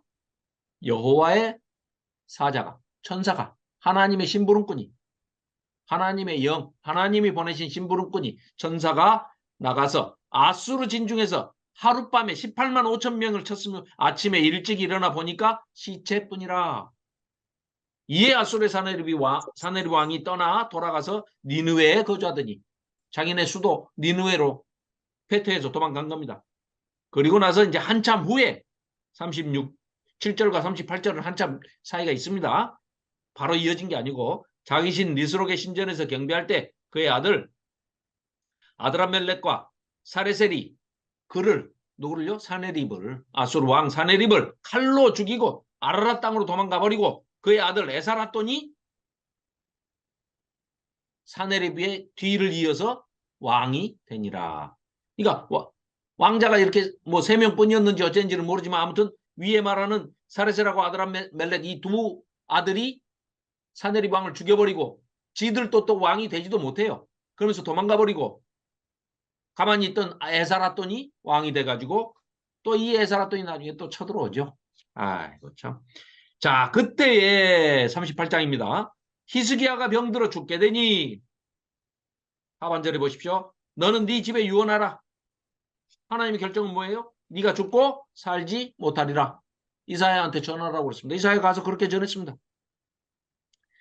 그러니까 히스기야가 죽을 준비를 해야 되는데 아이고 2절 얼굴을 벽으로 향하고 여호와께 기도하여 3절 여호와께 구하노니 내가 주 앞에서 진실과 전심으로 행하며 주의 목전에서 선하게 한 것이 조금이라도 있지 않습니까? 기억해 주십시오 하고 히스기야가 심히 통곡하니 대성통곡을 했습니다.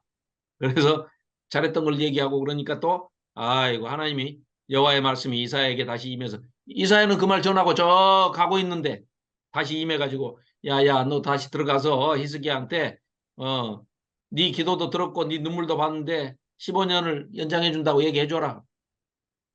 하나님께서 이제 또 구원해 주시죠. 그래서 너와 이 성을 아수르 왕의 손에서 건져내겠고 또 내가 이 성을 보호해 줄 것이다.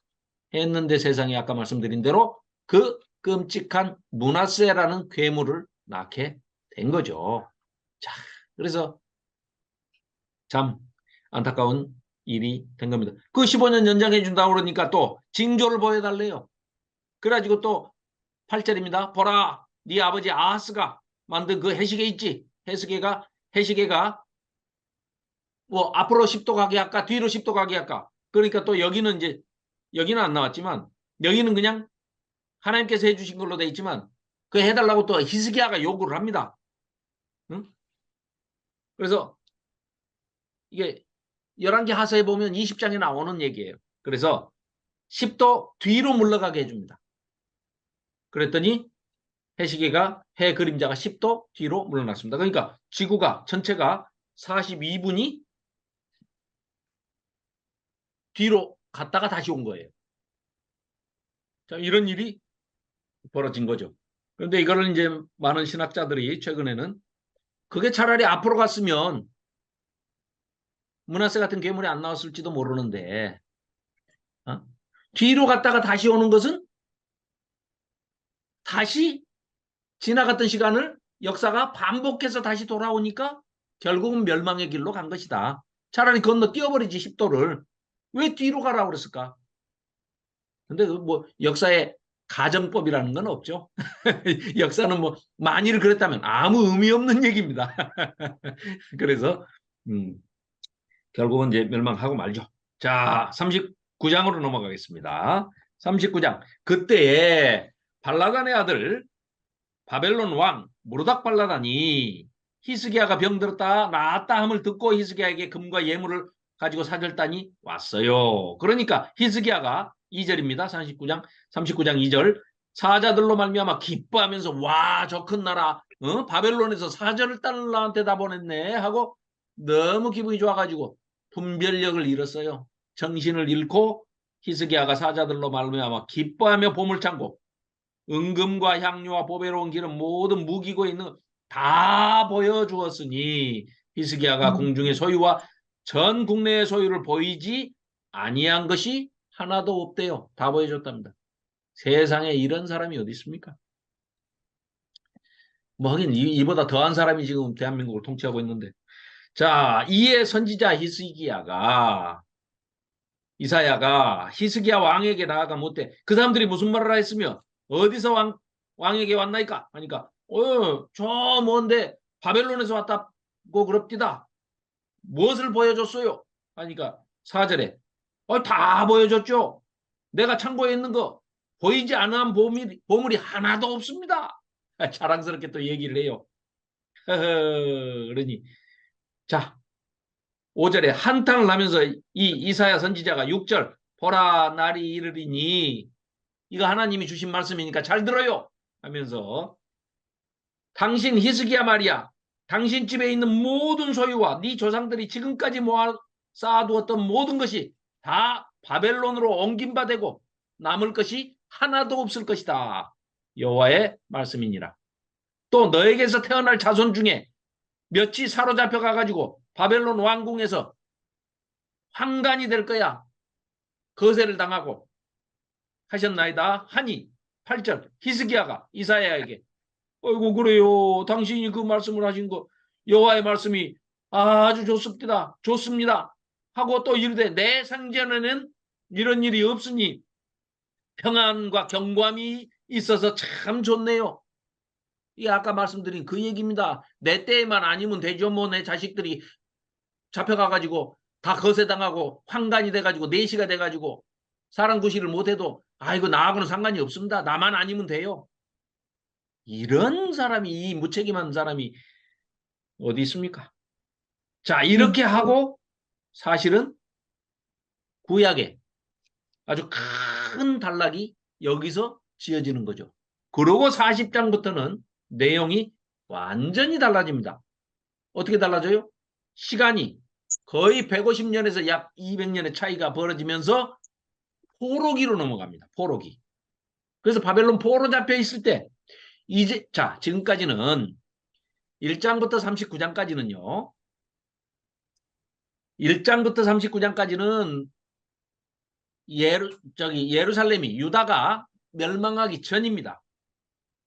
그 상황에서 너희들이 멸망당하고 포로 잡혀갈 것이다 하니까 계속해서 심판을 얘기하시고 또 신은 악인에게는 심판이요 구원이라는 것이 두 가지 방법이라고 그랬죠. 악인에게는 심판이요 의인에게는 신원해 주신 억울함을 풀어주시는 것이 구원이라고 그랬지 않습니까?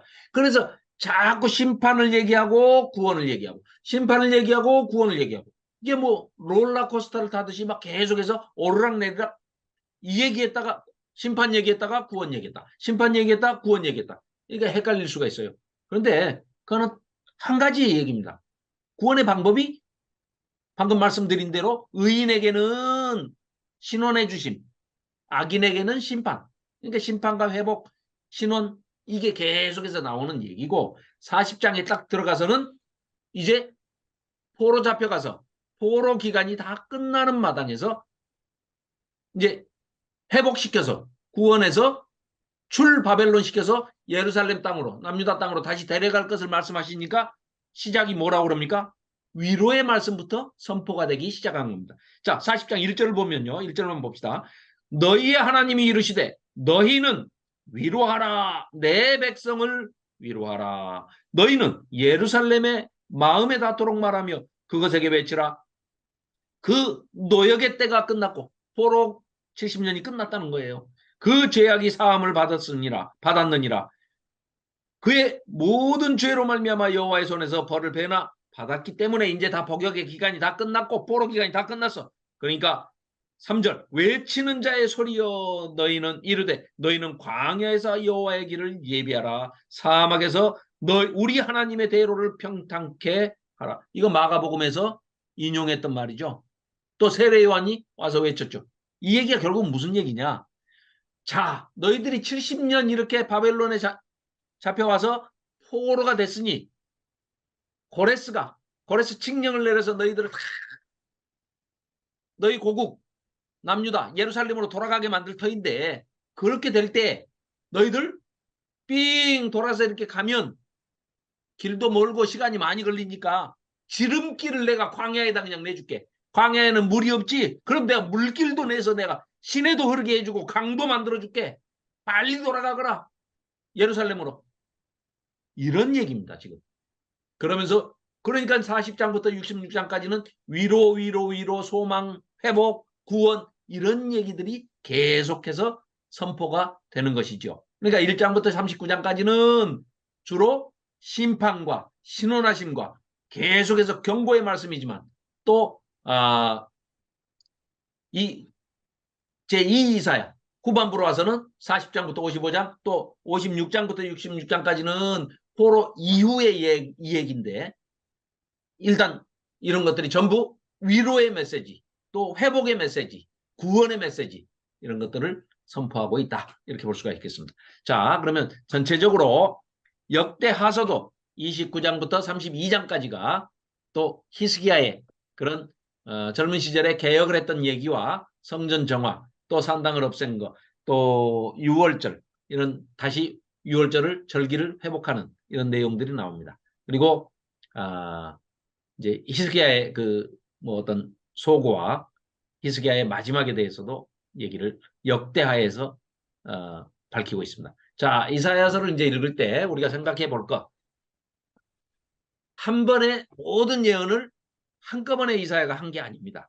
그렇기 때문에 문단을 살펴가면서 선지자의 외침이 내용을 우리가 살펴볼 수 있어야 됩니다. 자, 그리고 예언서에 나오는 미래 시제를 가지고 미래형으로 쓰는 것은 이 확실하게 이루어질 일에 대해서는 과거형으로 쓰는 경우가 있습니다. 그래서 과거형으로 쓰였다고 그래서 이거 뭐야? 진작 일어난 일인가? 이렇게 한 게 아니라요. 쉽게 얘기하면 제가 들은 적이 많죠. 확고하게 자기 의지를 얘기할 때 너 오늘 죽었어. 그 사람 누구한테 그런 얘기를 하는 경우에는 그 사람 아직 안 죽었죠. 그런데 자기가 너 오늘 혼내줄 거야 하는 아주 의지를 결연함을 표현할 때는 너 오늘 죽었어 라고 과거형으로 쓰고 있죠. 그것과 똑같은 겁니다.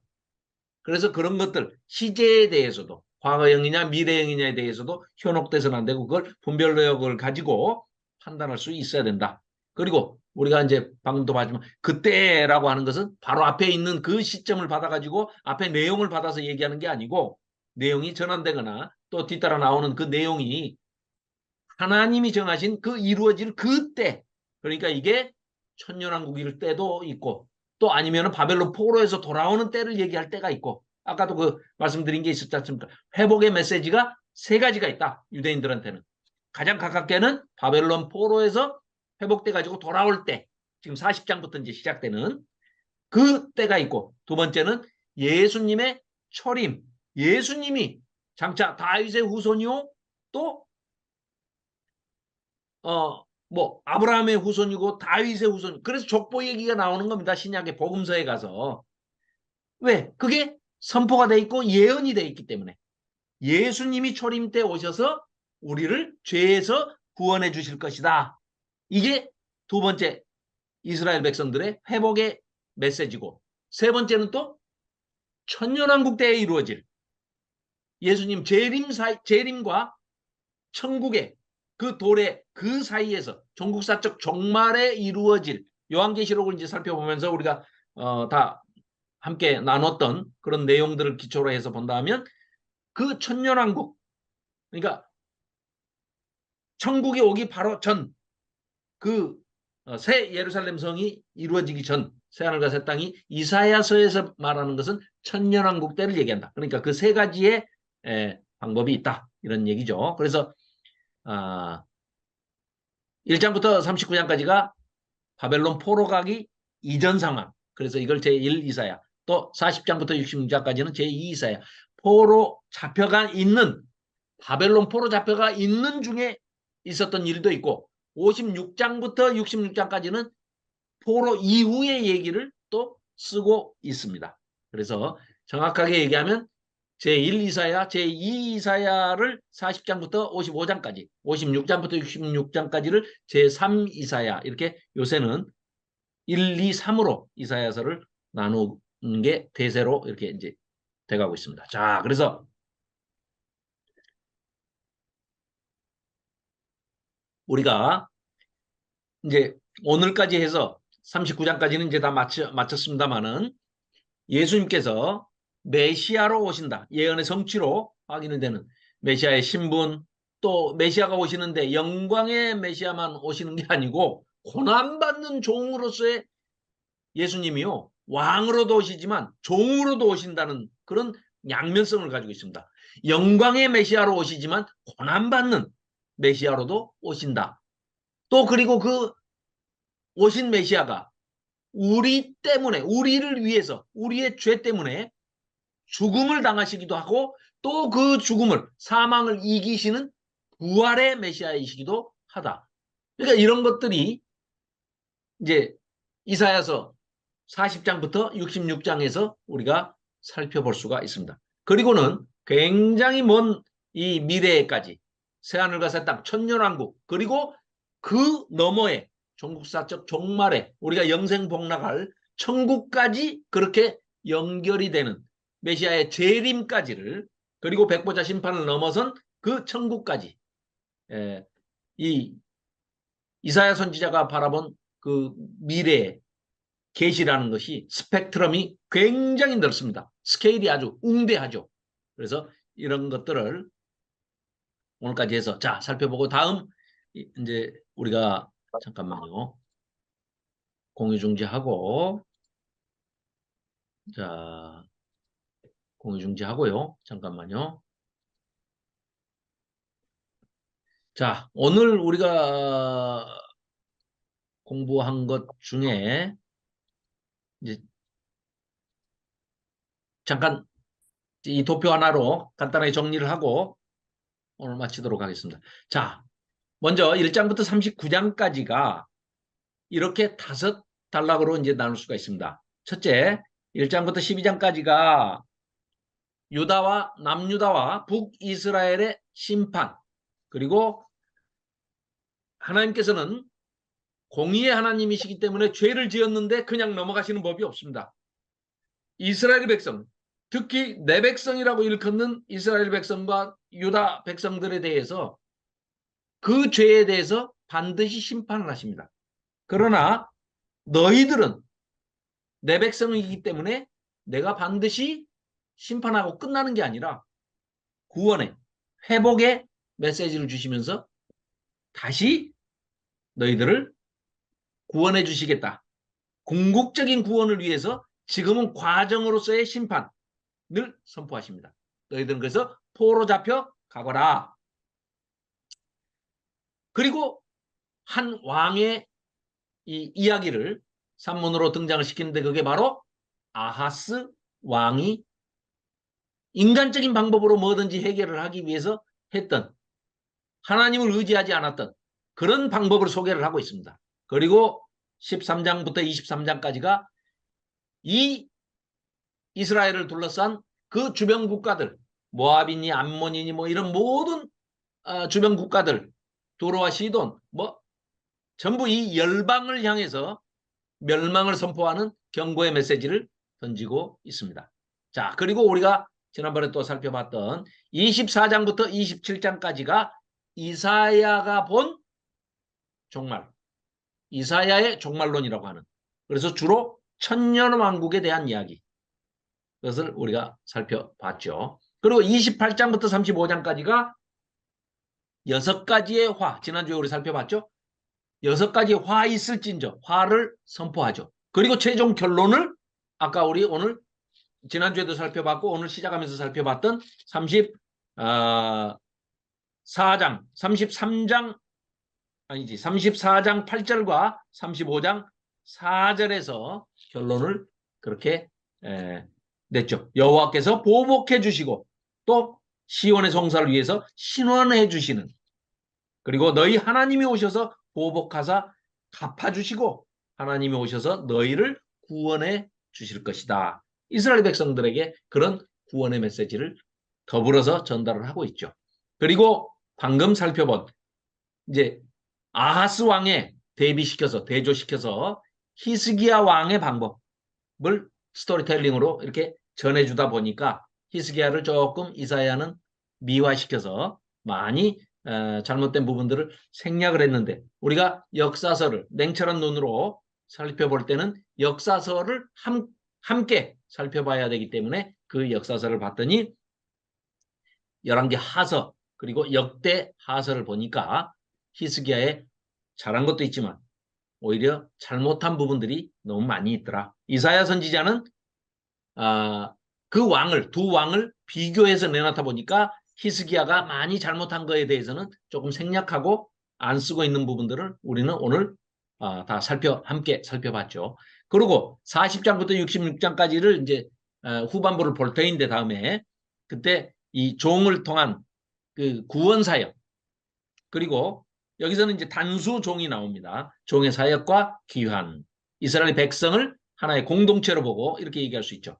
그런데 56장부터는 또 의로운 삶의 실천을 요구하고 또 백성들은 실패를 합니다. 그러나 하나님은 결국 구원을 해내시는데, 자, 여기에서 지금 고난으로 오시는 이 53장부터는 메시아, 종으로 오시는 메시아, 또 왕으로 오시는 메시아, 또 이 단수로 소개되는 예수 그리스도를 미리 예표로 이렇게 보여주시는 그런 내용들이 되어 있습니다. 이거는 훗날 뒤에 같이 이제 살펴보겠습니다. 그리고 우리가 이제 진도를 나갈 것은 이렇게 진도를 나가고자 합니다. 잠깐만요.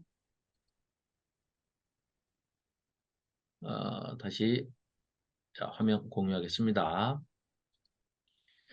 자, 이렇게 해서 유다의 말로는 결국은 이제 우리가 살펴봤는데 이미 북이스라엘은 BC 기원전 722년에서 721년에 호세아 9년에 멸망했죠. 우리 아까 잠깐 살펴봤죠. 열왕기서에서 히스기야 6년에 아술의 살만에살에 의해서 멸망을 당하죠.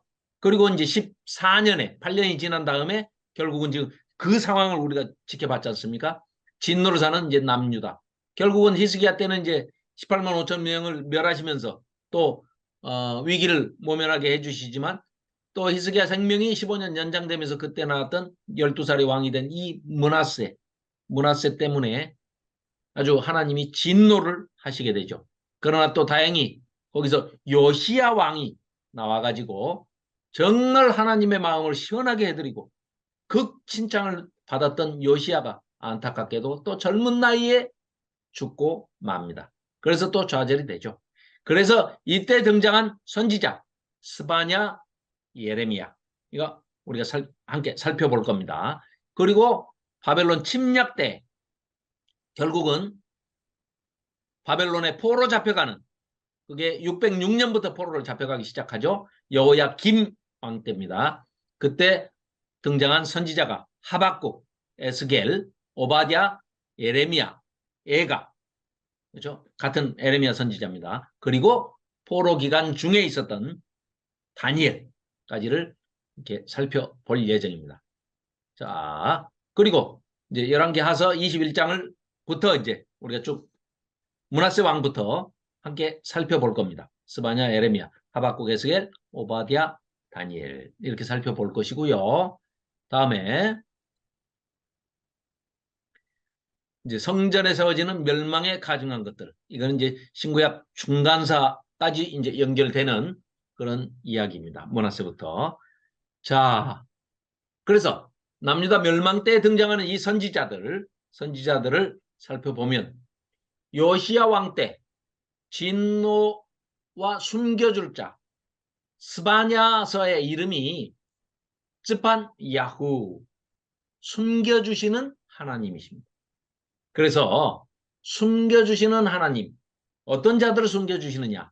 스바냐 선지자가 선포를 하지요.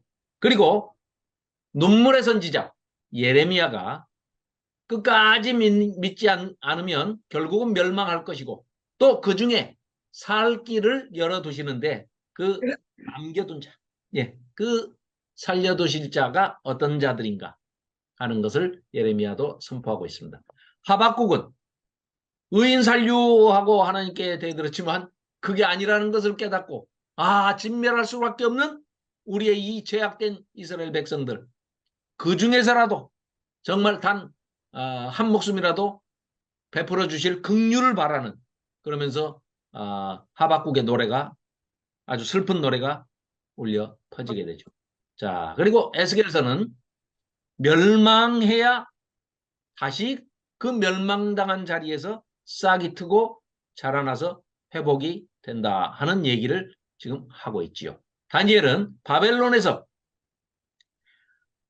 이스라엘 예루살렘의 하나님이 예루살렘 성전에만 머무신 줄 알았더니 그게 아니고 포로 잡혀가 있던 이국 이방 땅 바벨론에까지 하나님이 오셔서 사자굴에서도 함께 하시며 지켜주시고 건져주시고 구원해주시고 또한 그 영광로를 녹이는 풀무불 같은 그 이 영광로 뿔의 안에서도 머리털 하나 거슬리지 않고 그 세 친구가 하나님의 사자로부터 천사로부터 구원을 받는 그런 기적을 체험하면서 하나님께서는 성전에만 계시는 것이 아니고 장소에 국한되시는 하나님이 아니라 이곳에서도 우리와 함께 하시는구나 하는 것을 깨닫고 이스라엘 포로된 백성들을 양육하고 성경을 모으고 훈련을 시키는 그런 훈련 일지가 다니엘서가 되겠습니다. 그래서 요시야 왕 때는 잘했는데 왜 하나님이 진노하시냐?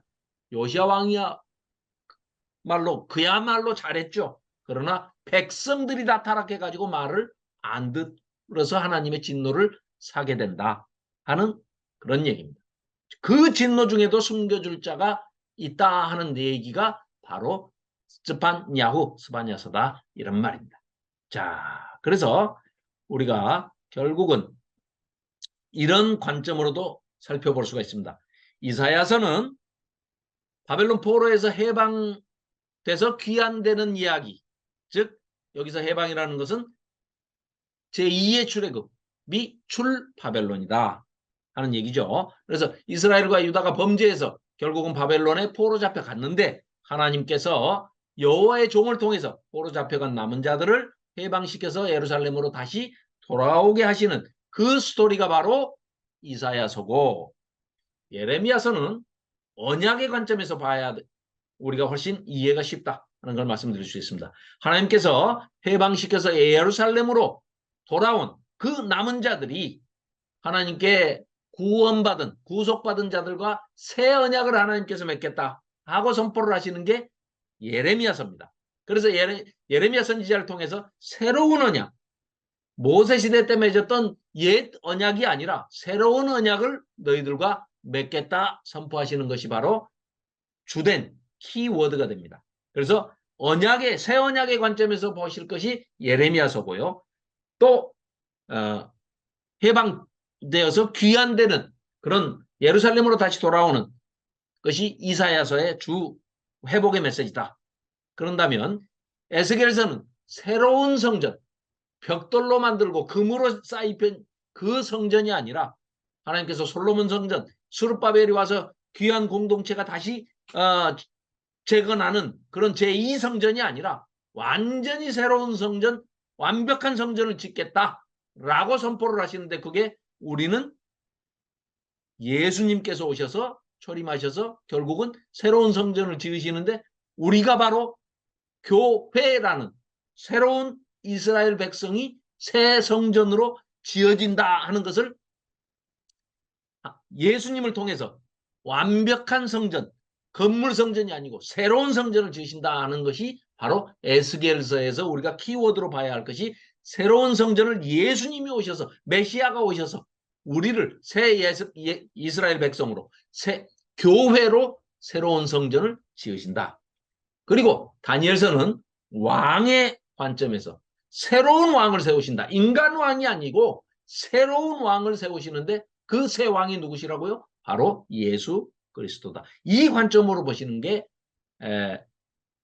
훨씬 더 선지서를 이해하는, 예언서를 이해하는 아주 좋은 안경이 되실 것이다. 이렇게 소개해 드립니다.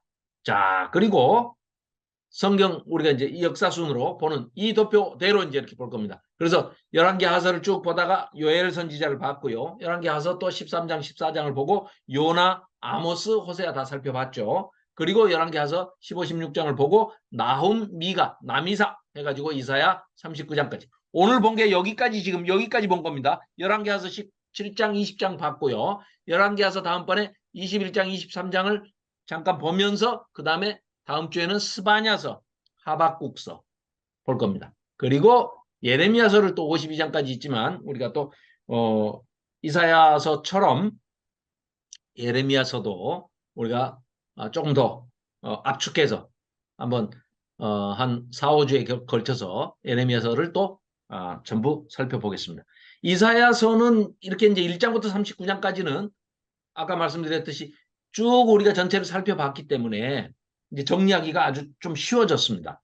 그래서 그렇게 보고 그 다음에 결국은 남유다가 멸망하고 그리고 오바댜, 에레미야, 에가, 에스겔, 다니엘, 이사야 40장부터 66장까지 이렇게 보게 되면은 결국은 이제 남는 것이 학개, 스가랴, 말라기, 에스라, 느헤미야, 학개, 스가랴, 말라기 이 소 선지서들이 남게 됩니다.